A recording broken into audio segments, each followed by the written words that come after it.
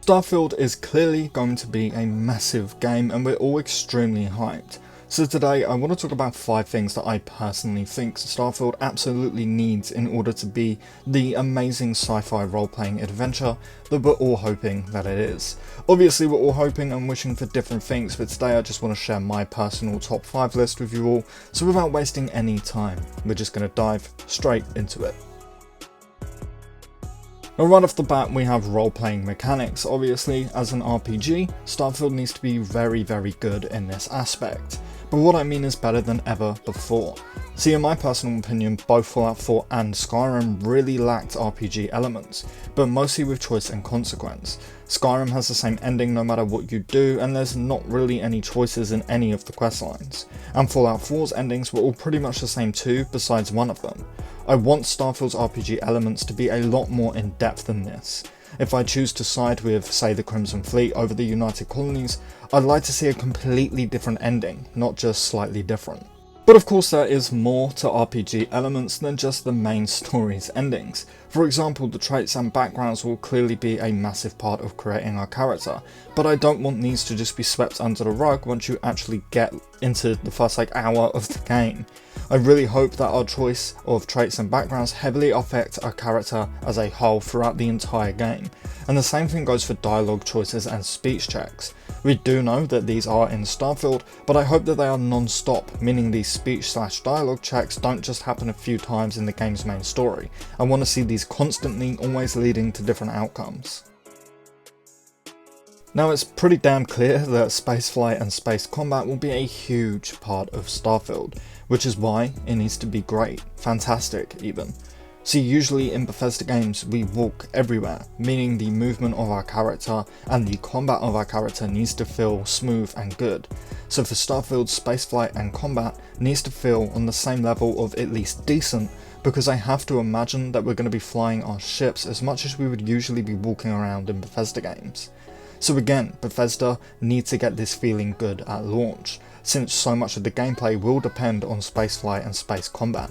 And honestly look, it doesn't need to be amazing and perfect and 11 out of 10. As long as it's decent and enjoyable, I think it will be fine. All I'm saying is it can't be outright terrible, god awful and bad, otherwise it will just affect the entire game.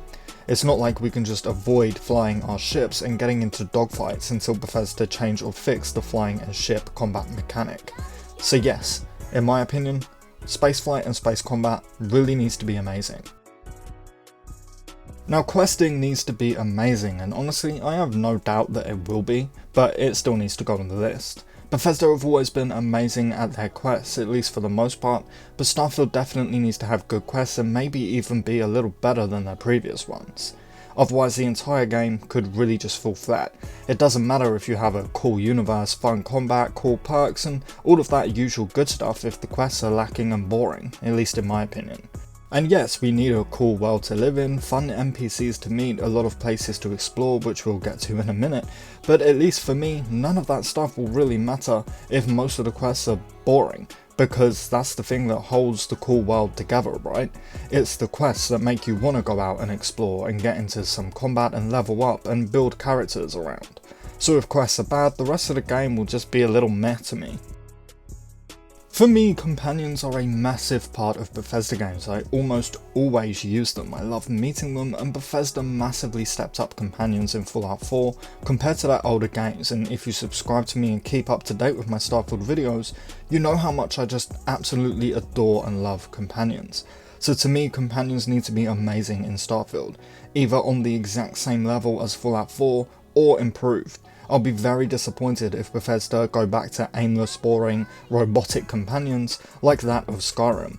Honestly, the only decent companion in Skyrim in my opinion is Serana and maybe Eric the Slayer, since they actually have stories. But it isn't just companions, it's NPCs too. I really hope that Starfield has some super interesting NPCs, and this kinda goes with questing too. I'm not sure how much I'm gonna care about someone's quest that they're giving me if the NPC isn't interesting.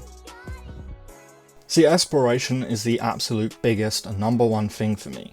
Why do we go to space in real life? To explore, to see what's out there, to quote Starfield itself.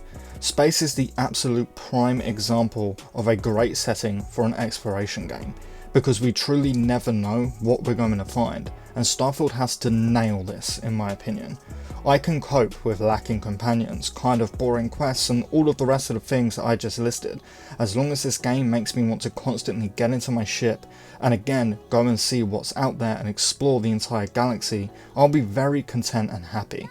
I want to find ancient ruins, explore abandoned space stations with monsters lurking in them, find crashed sites from the colony wars, Crimson Fleet hideouts, caves filled with alien enemies, old outposts and so much more. Exploration is definitely the #1 thing that I think Bethesda has to get completely right with Starfield. But that is pretty much my list. I'm not going to long this video out any longer than it needs to be, so please do let me know in the comments some of the things that you think Starfield absolutely needs in order to be a great game that we're all hoping it is. I'm excited to hear your opinions, and listen, the Starfield Direct is a mere few weeks away, and I know that we're about to get a whole cluster of Starfield news, updates and new content to look at, analyse and break down. So if you want to stay up to date on it all, I have you completely covered. I imagine we're going to be talking about it for at least a month after it happens, so please do consider subscribing to stay up to date on all of the news, leaks, breakdowns and plenty of other Bethesda focused content.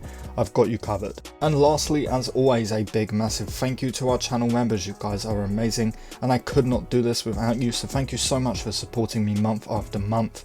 But with all of that said and done, I thank you all so much for watching and I really hope to see you next time. Peace.